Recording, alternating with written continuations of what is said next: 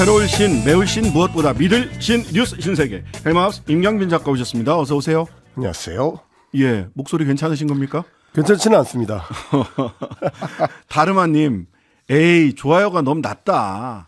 대체 공휴일에도 우리 또 이런 목 상태에도 불구하고 헬마 여기까지 나오셨는데요. 우리 청취자 여러분, 유튜브로 특히 청취하고 계신 분들 구독, 좋아요, 알림 설정 다시 한번 부탁드리겠습니다. 자, 오늘의 뉴스 만나보겠습니다. 누가 뭐래도 오늘은 여기에 관심이 제일 많았던 것 같습니다. 어느 언론에서는 햇살무늬 자위함기라고 표현을 했던데 우길기 개항한 일본 자위대 호위함이 부산항에 입항했습니다. 네, 죄송하지만 우길기라고 쓰는 게 이제 공식적으로는 맞고요. 왜냐하면 일본 정부도 부정한 적이 없습니다. 네. 일본 해상 자위대 호위함 하마기리가 부산항에 들어왔는데 예고했던 대로 우길기를 당당하게 달고 들어왔습니다. 31일에 있을 그 제주 남동방 공해상에서의 다국적 해상 차단 훈련, 여기에 이제 참가하기 위한 목적인데요. 이번 훈련은 지난 2010년 그리고 12년에 이어서 우리 군이 주관으로 하는 공동 훈련입니다. 세 번째 훈련으로 열리는 거고 한미일에 더해서 호주까지 4개 국가가 참여를 합니다. 이미 지난 26일에 일본 방위상이 직접 나서서 공언을 한 바 있습니다. 우길기를 개항한 채로 공동훈련에 참가할 것이다라고 얘기를 했었고요. 그래서 그 당시에 이제 우리 국방부의 전하규 대변인 같은 경우도 이게 통상적으로 외국 항해 함정이 입항할 때는 그 나라의 국기와 함께 그 나라 군대의 이 상징 깃발을 다는 게 원래 전통이다. 이거는 전 세계적으로 통용되는 공통적인 사항이다라면서 문제 없다는 입장을 우리 국방부가 밝힌 바가 있습니다. 일단 공식적으로 하자면 일본 정부는 우길기에 대해서 이제 공식 자위대기로 지정한 상태고요. 1954년에 제정된 자위대법 시행령에 따라서 우길 모양을 사용하도록 이 명시가 되어 있습니다. 그리고 이제 뭐 우리 국방부에서 밝힌 바로는 이제 1998년 그리고 2008년 두 차례에 걸쳐서 우리나라에서 관함식이 열릴 때 일본이 자위함기를 개항한 채로 함정을 파견한 전례가 있다. 이 점도 강조를 했습니다. 국제관례라는 말, 그다음에 우길기와 조금 모양이 다르다. 근데 일본 외무성 외무성 홈페이지에 들어가 보면 우길 모양을 사용하도록 하고 있다. 자위대법 시행령에 따라 1954년부터 이렇게 얘기를 하고 있고요.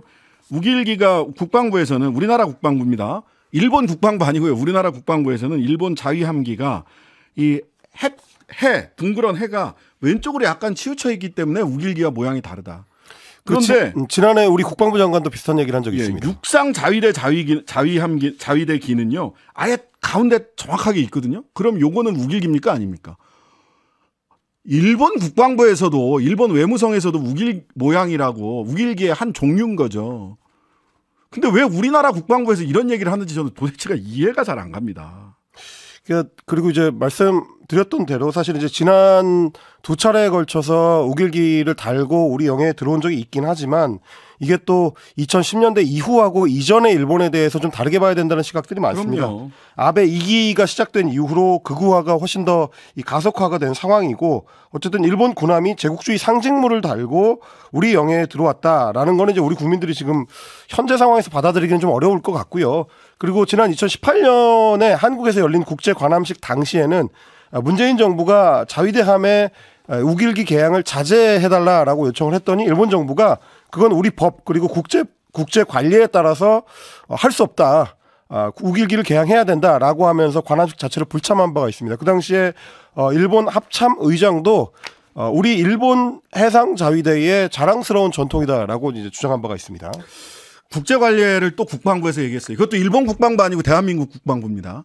국제 관례를 이야기했는데 자위함기 그 소위 우길기를 달고 아프리카나 남미 갔을 때 그 나라 국민들이 반대하겠습니까? 뭔지 모르죠. 뭔지 몰라요. 근데 우리는 침략을 받은 상대 국가입니다. 36년간 제국주의 지배를 받은 국가예요. 심지어는 미국 안에서도 소위 인종차별의 상징인 남부연합기는 법으로 사용이 금지되어 있지는 않습니다. 하지만 인종차별의 상징이다라고 해서 사용을 하는 것이 나는 인종차별주의자요 라고 얘기하는 것과 동일하게 취급을 받고 있거든요. 그렇죠. 그렇다면 침략 받은 당사자 국가에 우길기를 달고 오겠다라고 하면 침략을 받았던 제국주의 지배를 받았던 대한민국 국민들의 정서 그리고 그 정서를 대변해야 되는 국가가 어떤 입장을 취해야 되는가는 너무나도 당연하게 상식적으로 답이 나오지 않느냐. 이게 무슨 국제 관례라는 말로 남미나 아프리카나 이런 데랑 같은 게 아니잖아요. 그리고 이제 또 한 가지는 외교라는 게 이 양자 간의 상대주의 원칙 그리고 상호주의 원칙을 지키는 게 굉장히 중요한데요. 외교 문제에 있어서 과연 일본이 지금까지 그렇게 해왔는가, 특히 우리에 대해서는 보통 자기네 편할 대로만 하는 방식을 고수해왔기 때문에 우리가 이렇게 분노를 하는 걸 텐데, 윤석열 정부 출범 후였던 지난해 11월 같은 경우에는 한국 해군이 일본에서 열린 관함식에 7년 만에 참가를 했습니다. 그래서 이때 우리 한국 장병들이 자위함기를, 그러니까 우길기를 개항하고 있는 일본 호위함을 향해서 거수 경례를 한 바가 있습니다. 그 당시에 역시 우리 국방부는 관례. 예, 국제 관함식에 참석했기 때문에 주최국 대표, 그 당시에는 기시다 총리입니다. 기시다 총리가 승선하고 있었던 함정에 대해서 격려하는 거 일반적인 관례다라고 설명을 한 바가 있습니다. 그런데 이제 반대로 우리의 사례로 돌아와 보면 일본이 2018년에 관함식에 불참했었는데 그때 문재인 대통령이 일출봉함에 이제 탑승을 했습니다. 그리고 그 일출봉함에는 이순신 장군을 상징하는 노란색 대장기, 숫자기가 이제 달려 있었습니다. 그래서 그 당시에 일본의 외무상이 어떻게 반응했느냐, 강한 유감을 표명한 바가 있습니다. 그러니까 제국주의 침탈할 때 사용했던 우길기하고 임진왜란 때 침략에 맞서서 영해를 방어한 조선수군의 수저기의 성격 자체가 다름에도 불구하고 그 당시에는 일본이 우리한테 유감 표명을 했었는데 왜 우리는 그런 반대 입장을 표명할 수 없느냐. 이건 상호주의나 상대주의에서 있어서 우리가 왜 지고 들어가야 되느냐라는 생각을 할 수밖에 없는 거고요. 2018년에는 이런 일도 있었습니다. 우리 사관생도들이 우리 독도함을 타고 각국 항구를 방문할 예정이었습니다. 그때 이제 블라디보스톡이라든지 이런 이제 외국 항구를 방문하면서 우리 독립운동가들의 여정을 따라가는 그 교육 프로그램을 진행하려고 했는데 그때 일본이 독도함의 명칭을 문제 삼아서 자국 내 사세보항의 입항을 거부한 바가 있습니다. 이런 것들을 봤을 때 과연 일본이 상호주의 원칙을 지키려고 하는 나라냐라고 되묻지 않을 수가 없는 겁니다. 일본이 상호주의 원칙을 지키지 않으려고 하는 나라냐에 대한 질문보다 국민들이 더 관심을 갖는 건 도대체 왜 우리나라 국방부는 국제 관례다, 우길기와 자위함기는 모양이 좀 다르다, 이런 해명을 왜 대한민국 국방부가 하고 있느냐는 겁니다. 그렇습니다. 말씀하신 대로 이제 우리 국방부가 굳이 먼저 나서서 그렇게 해명을 해주는 것도 의아스럽고요.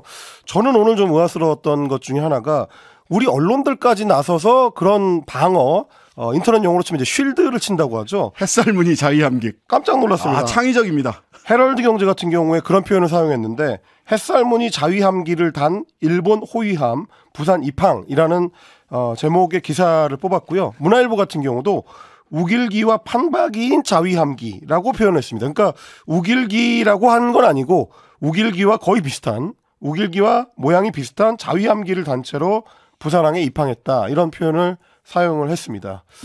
과연 우리 언론에서 나서가지고 굳이 이런 식으로 먼저 방어를 해줄 필요가 있었을까? 다시 한번 또 묻지 않을 수가 없습니다. 1700님께서 이런 댓글 보내주셨습니다. 이런 문자 보내주셨습니다. 우길기의 개양, 국제법 관례 등 저는 그것보다 우리나라의 독립을 위해서 자신의 목숨을 바친 안중근 의사, 유관순 누나의 시선으로 바라본다면 정답은 나와 있다고 봅니다. 군국주의 일본을 옹호하는 것 자체가 매국노의 시선 아닌가요? 온실님, 우길기를 달았다고 우리 정부에서 아무도 화내지 않아서 더 화남. 왜 우리나라 국방부에서 화를 내기는커녕 일본을 대신해서 변명을 해주고 있는지. 동그란 빨간색 원이 왼쪽으로 조금 치우쳐져 있어서 우길기는 아니다라는 이 창의적, 햇살 문양을 닮은 뭐 이런 식의 창의적 변명을 왜 우리 언론과 우리 국방부가 해야 하는지, 그게 저는 굉장히 의문입니다. 자, 국민의힘에서 일본 후쿠시마 시찰단 명단은 아직은 밝히지 않았는데 문재인 정부에서 임명된 사람들이다, 이런 얘기를 성일종 의원이 하셨네요. 그렇습니다. 뭔가 좀 섭섭하다 싶을 때쯤 한 번씩 나오는데 이 일명 문재인 정부 프레임이 여당에서 또다시 가동이 됐습니다. 말씀하신 대로 우리 바다 지키기 검증 TF의 위원장을 맡고 있는 성일종 의원, 오늘 CBS 라디오 김현정의 뉴스쇼에 출연해가지고 그 부분을 특히 강조를 했습니다. 직접 들어보시겠습니다. 21년 8월 달에 문재인 정부에서 원자력 안전 기술원을 주축으로 해가지고 후쿠시마 원전 오염수에 대한 TF가 가동이 됐었거든요. 예. 그래서 21년 8월에 문재인 정부 시절에 약 30여 명을 대한민국 최고의 과학자들로 뽑아가지고 TF를 가동을 했는데 이번에 가신 분들이 문재인 정부에서 임명됐던 사람들이 거의 다 갔습니다. 이게 좀 작동 패턴이 있는데요. 뭔가 좀 잘 안 될 때, 그럴 때는 문재인 정부에서도 똑같이 했었다라고 이제 나눠서 욕을 먹는 쪽을 이제 선택하는 데 비해서 잘 될 때는 문재인 정부가 달라서 이게 잘 되는 것이다라는 식의 이제 주장을 펼치는 경우도 있습니다. 이게 고등학생들 이런 거 잘 배우시면 안 됩니다. 중고등학생들 논술 쓰거나 논리학 시험 볼 때 이런 걸 뭐라고 그러냐. 피장파장의 오류라고 하는 겁니다. 너도 그랬잖아 라고 얘기하는 건 피장파장의 오류. 논리학 시험이나 논술 쓸 때 걔도 그랬어요 라고 쓰면 F 나옵니다. 피장파장의 오류 기억해 두세요. 몇 가지를 지적드릴 수밖에 없는 게 일단 이번에 시찰단으로 참여한 사람들이 대부분 소위 이제 공공기관에 재직 중인 분들입니다. 그러다 보니까 공무원에 가까운 사람들이기 때문에 당연히 정권에 상관없이 해당 직무에 계속 종사하는 사람들이고요. 그렇기 때문에 그걸 피하기 위해서 민간 전문가들이 시찰단에 포함되어야 한다라고 우리 이제 언론 매체들이나 국민들이 요청을 했었던 겁니다. 그 부분을 지적을 먼저 드려야 될 것 같고 네. 정작 명단은 공개하지 않으면서 왜 문재인 때도 그 사람들이었다라고 하는 게 이제 큰 의미가 있는 건가 이 부분을 또 지적을 해야 되고 그러다 보니까 지금 이제 정부나 여당에서 직접적으로 이런 식의 이제 표현들이 나오는 게 결국 어차피 결과가 정해져 있기 때문인 것은 아니냐. 오염수 방류가 아무 문제 없다는 결론을 낼 수밖에 없으니 결국 정치적 타격을 최소화하기 위해서 문재인 정부 때라고 별 수 있었겠느냐라는 지금 논리를 들고 나오는 게 아닌지 여러 좀 의문들이 따라붙을 수밖에 없는 것 같습니다. 일단 뭐 정치적으로 평가해 보자면 하다못해 문재인 정부를 뒤집고 이제 정권 교체를 했다면 뭔가 달라도 달라야 되지 않겠느냐라는 게 사실 대통령도 강조해왔던 지점이기 때문에 그 부분은 다시 좀 숙고해 보셨으면 좋겠고요. 일단 시찰단이 귀국 후에 특별한 대국민 브리핑을 하지 않고 있기 때문에 이 부분에 대해서 이제 성일종 의원은 이번 주에 여러 가지 분석이 끝나고 나면 그런 분석한 것에 대해서 그리고 또 갔다 온 결과에 대해서 아마 국민 보고가 있을 것이다라고 얘기하긴 했습니다. 그런데 그러면 그 국민 보고라는 것이 검증의 결과를 발표하는 것이냐라고 하면 또 그건 아닙니다. 네. 성일종 의원이 얘기한 걸로는 검증을 하고 있는 게 공식적으로는 IAEA 국제원자력기구이기 때문에 거기에서 나온 이후에 저희가 의견을 내는 게 맞다라고 했습니다. 그러면 굳이 우리 시찰단이 그 결과가 나오기 전에 일본을 방문한 이유가 뭐였는가라는 질문을 또 할 수밖에 없습니다. 굉장히 투명해요. 그 시찰단 갔다 오면서 기억하시는 분 계실지 모르겠지만 저희들이 여기서 이 자리에서 아무래도 시찰단의 검증 보고는 IAEA가 최종 검증 보고서를 낸 이후에 공식 보고서를 내거나 발표를 하지 않겠느냐. 왜냐하면 IAEA의 검증 보고를 그대로 인용을 해서 왜냐하면 IAEA는 방류해도 좋다라고 하는 결론이 이미 나 있는 거니까 왜냐하면 중간 보고 4차례가 있었는데 이미 다 그런 얘기들을 해왔기 때문에 그래서 IAEA가 괜찮답니다라고 하는 얘기를 그대로 미투 받아서 하려고 하지 않겠느냐라고 예측을 했는데 어쩜 이렇게 예측이 하나도 안 빗나가는지 좀 빗나가도 되는데. 그 이제 오히려 인접 국가 중에서는 중국이 여전히 좀 강경한 태도를 유지를 하고 있습니다. 네. 얼마 전에 이제 스위스 제네바에서 세계 보건총회 회의가 열렸는데 이 자리에서 중국 대표가 이렇게 얘기를 했습니다. 오염수가 안전하다면 일본은 왜 스스로 사용하지 않느냐? 왜 농업용수나 공업용수로 사용하지 않고 왜 국내 호수에 배출하지 않느냐라고 굉장히 좀 강하게 비판을 했고요. 일본은 마땅히 이에 대해서 책임 있는 설명을 해야 된다. 이런 주장을 했습니다. 그러면서 오염수를 바다에 배출하는 건 일본 자기네 돈은 절약을 하지만 전 세계를 재앙에 빠뜨리는 것이다. 이렇게 또 비판을 하기도 했습니다. 그러니까 국제사회에서의 의무를 성실하게 이행하고 다른 이웃 국가들하고 좀 충분히 협상을 한 뒤에 결정을 하라라는 게 그동안에 우리 언론과 우리 전문가들, 우리 국민들의 요구였는데 정작 그 목소리는 우리 정부에서 안 나오고 중국 쪽에서 나오고 있어서 좀 안타까운 심경입니다. 2019년에 일본 경제연구센터에서 후쿠시마 원전 사고의 국민 부담이라는 보고서를 냈어요. 이 보고서에서 추산한 것을 보면 해양 방출을 하지 않고 처리할 경우 여기 시멘트로 굳히는 방법, 물탱크에 훨씬 오랫동안 보관하는 방법 등 한 5가지 방법들을 쭉 뽑아놓고 보고를 했는데 오염수 처리 비용 51조 엔이고요. 오염수를 희석해서 해양 방출하는 비용은 11조 엔으로 우리나라 돈으로 약 413조 원 정도 차이가 납니다. 이것 때문입니다. 다른 방법이 없는 게 아니라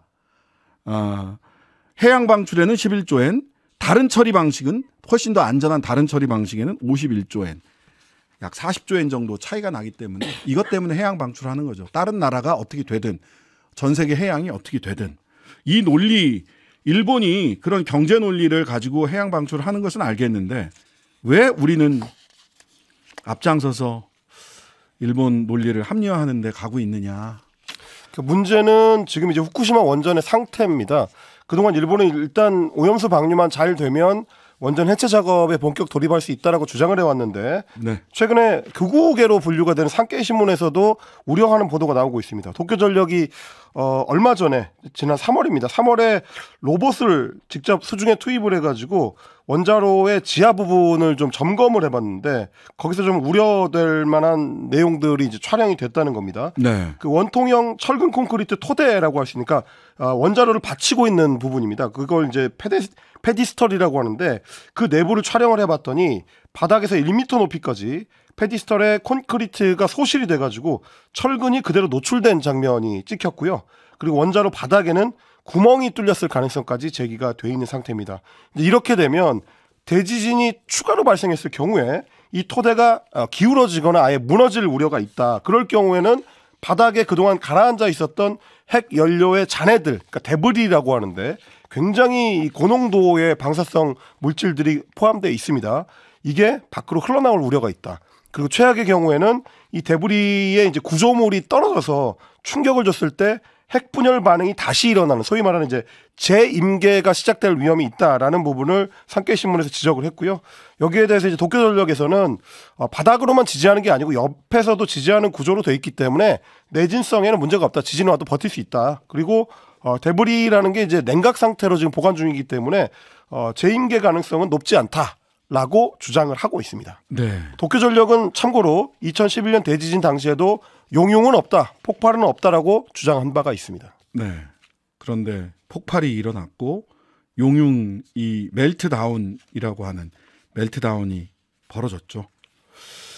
자, 북한이 31일에서 내달 11일 사이에 인공위성을 발사하겠다라고 일본 측에 통보했네요. 그렇습니다. 북한이 오는 31일 0시부터 다음날 0시 사이에 인공위성을 발표하겠다. 이런 내용을 일본 정부에 통보를 했다고 보도가 나왔습니다.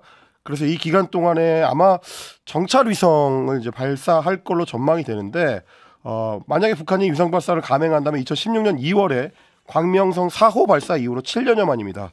근데 문제는 우리처럼 뭐 나로나리 발사하고 이런 거랑은 다르게 북한은 탄도미사일 기술을 사용해서 하는 모든 발사가 금지가 되어 있습니다. 유엔 안전보장이사회의 결의 위반이 되고요. 그래서 이제 일본은 일단 북한의 강한 자제를 요구하는 상황이고 발사 잔해가 그중에 일부가 이제 일본에 낙하할 우려가 있기 때문에 이걸 파괴할 수 있도록 하는 파괴 조치를 기시다 총리가 자위대에 하달했다라는 보도가 나왔습니다. 근데 우리 정부는 국가안보실에서 NSC 상임위원회 조태용 안보실장 주재로 열렸고요.